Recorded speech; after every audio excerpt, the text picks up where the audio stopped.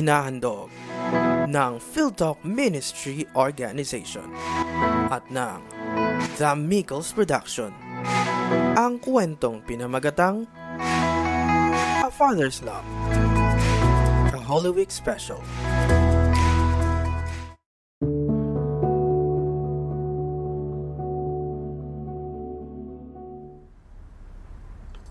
O anak, papasok ka na? Maaga pa. Opo, Nay eh. Medyo marami-rami din po akong kailangang mahabol na lessons sa school since late transfer ako. Ganun ba? Basta. Sige, kung ganun, mag-ingat ka na lang palagi, okay? Oo naman, Nay. Nay, Bakit anak? kayo na lang po sumundo sa akin mamaya, ha? Sige anak, titingnan ko kung ano magagawa ko. Salamat, Nay. Alis na po ako.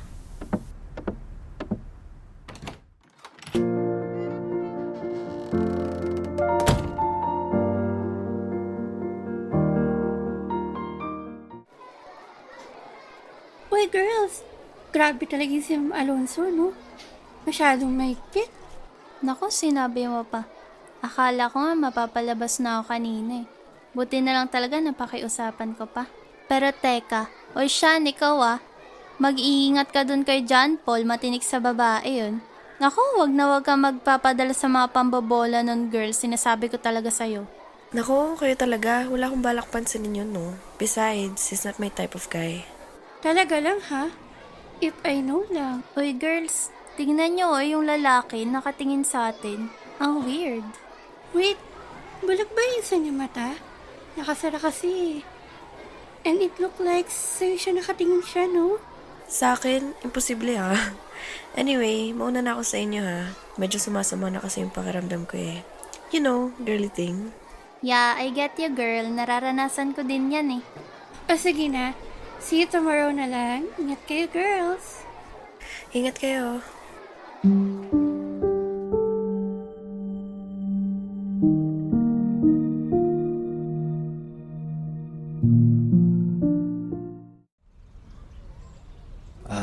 Anak, Tay, bakit naman kayong sumundo sa akin? Hindi po ba sinabi ko na si nanay ang susundo sa akin? Paano po kung nakita kayo ng mga classmates ko? pasensya ka na anak ha. Naging busy kasi ang nanay mo sa shop kaya ako na lang ang pinasundo niya sa'yo. Let's go na anak. Ano pa nga ba? Tara na at baka makita pa tayo ng mga friends ko dito.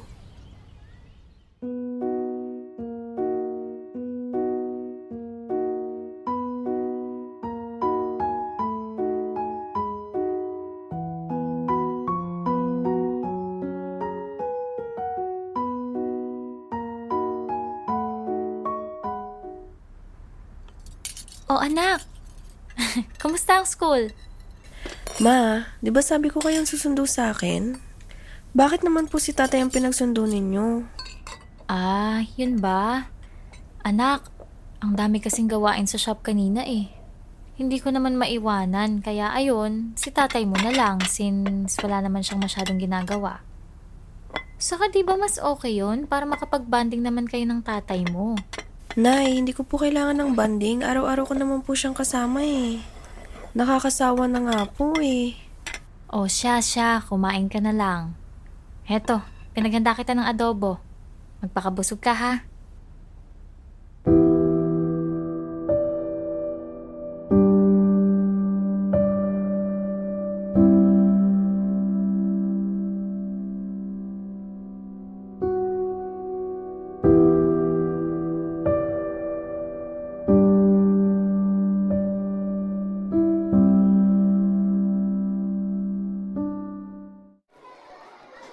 Oy, Sean, nakakalata na kami sa ni Jackie, ha? Akala ko ba hindi si John Paul ang type of guy mo? Pero, bakit parang kinikilig ka kapag kausap mo siya? Oo nga girl ha, yung totoo. Hello, ano ba kayo? Hindi talaga siya ang type of guy ko. Mukha ba akong papatol sa ganon?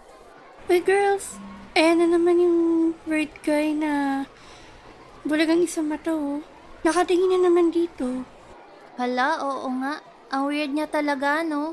Pero parang sa'yo talaga siya nakatingin siya, no? Sa akin? Ano ba kayo? Baka may iba lang tinitingnan yan. Anyway, magkita na lang tayo bukas sa mall ha. Kailangan ko na kasing umuwi eh. Nakalimutan ko may mga iba pa pala akong kailangan tapusin para sa ibang lessons na kailangan kong habulin. See you girls! Bigla-bigla naman. Pero sige, see you tomorrow. See you!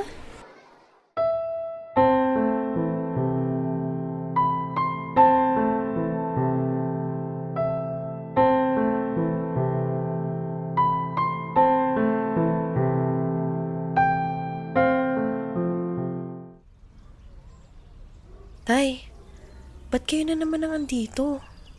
'Di ba sabi ko kay nanay wag na kayo ang pagsusunduin sa akin? Ang kulit nyo naman eh. Anak, pasensya ka na. Busy lang talaga kasi si nanay mo eh. Ako lang ang available kaya ako na lang sumundo sa'yo. Saka gusto rin kasi kita makasama eh. Tay, araw-araw nyo na akong kasama sa bahay. Nagsasawa na nga po ako eh. Pasensya ka na anak.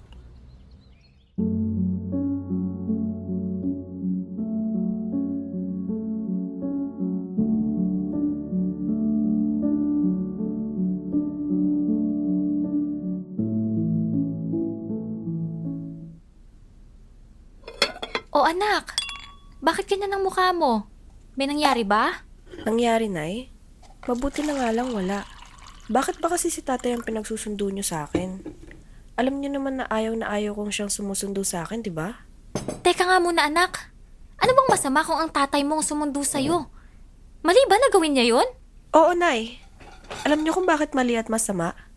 Dahil pag nakita na naman siya ng mga classmates and friends ko, siguradong pagtatawanan na naman nila ako at aasarin. Nay, pang ilang lipat ko na ng school to dahil kay tatay.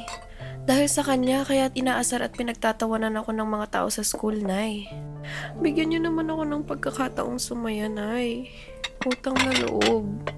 Huwag niyong hayaang makita ng mga bagong kaibigan ko ang bulag kong tatay. Pasensya ka na anak ha. Hindi sinasadya ni tatay na ganyan ang maramdaman mo. Hayaan mo at hindi na muna ako lalapit sa iyo pag nasa labas. Para hindi ka naasarin ng mga kaibigan mo. Puro naman kayo ganyan eh. Magsasorry, hihingi ng tawad. Tapos ano? Pagtagalayan na naman kayo. Sorry ulit anak. Teka lang. Parang sumusobra ka na yata dyan sa mga sinasabi mo, Chantel. Ikinahihiya mo ang tatay mo dahil bulag ang isa niyang mata? Iniisip mo ang sarili mo at baka mapahiya ka. At kung anong sasabihin ng ibang tao kapag nalaman nilang bulag ang tatay mo, pero hindi mo naisip kung anong nararamdaman ng tatay mo? Nay, okay na yan. Hindi! Hindi ito okay. Alam mo ba kung bakit bulag ang isang mata ng tatay mo? Nabulag ang isang mata ng tatay mo dahil binigay niya ang isang mata niya para sa'yo. See? Nung 4 na taong gulang ka pa lang, may isang aksidente na bumago sa buhay namin ng tatay mo. Habang busy kami ng tatay mo na asikasuhin ng paparating mong birthday, ay aksidente mong nasagi yung divider kung saan nakapatong yung paint remover at nabuhos ito sa'yo. Medyo nasunog nito ang balat mo sa mukha at naapektuhan din ang kanan mong mata. Ang sabi ng mga doktor, malabo na daw makakita pa yung kanan mong mata at tanging eye transplant na lang ang pag-asa para maibalik sa dati ang paningin mo. Pero hindi madaling maghanap ng eye donor dahil sa pagiging komplikado nito. Kailangan daw na mag-match sa'yo ang magbibigay ng panibago mong mata. Iniisip namin ng tatay mo kung paano ka na. Paano na ang magiging buhay mo? Kaya ibinigay ng tatay mo sa'yo ang kanan niyang mata para mabuhay ka ng normal at walang problema. Mahal na mahal ka ng tatay mo, Shan. Ginawa niya yun para maging maayos ang buhay mo. Ayaw niyang sabihin sa'yo ito hanggat maaari lang dahil ayaw niyang sisihin mo ang sarili mo kung sakaling malaman mo kung bakit siya talaga nagkaganyan. Hindi ko po alam. Sorry po, Nay. Sorry po, Tay. Tama po kayo. Iniisip ko lang po ang sarili ko. Anak, huwag mo nang sisihin ang sarili mo, okay? Ayos lang sa akin ito. Gusto ko maging maayos ka. Gusto ko maging maligaya ka. Wala akong pinagsisihan sa ginawa ko. Mabuhay ka na malaya, anak. Hindi, Tay. Naging makasarili ako. Dapat hindi ko kayo kinahiya kasi tatay ko kayo. Kayo ang unang-unang nagmahal sa akin. Pero mas inisip ko pa yung mararamdaman ko o ng ibang tao. Sorry, tay. Wala yun anak, okay? Huwag ka nang umiyak. Hayaan mo. Bukas, si nanay na ang susundo sa'yo, okay? No, tay. No. Simula bukas at sa marami pang bukas, kayo na po ang susundo sa akin. At wala akong pakialam kung makita nila kayo or what. Ipagmamalaki ko kayo, tay. Kahit nabulag pa kayo or what. Dahil kayo ang tatay ko. Sigurado ka dyan, anak? Opo, tay. Tsaka, diba, para makapag-bonding din tayo.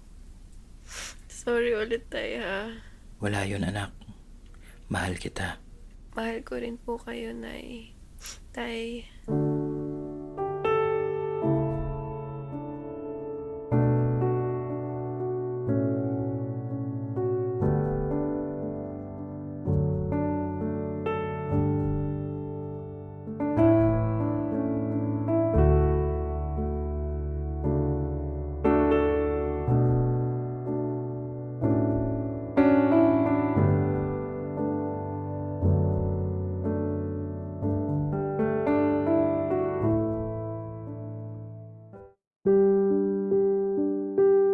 In the depths of the heart, a love profound, a father's love, in grace unbound. For God so loved the world, He gave His Son, to show us the way, the victory won.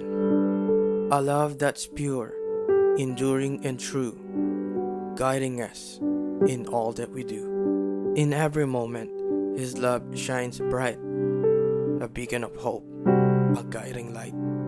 Through trials and triumphs, His love remains a steadfast anchor amid life's pains.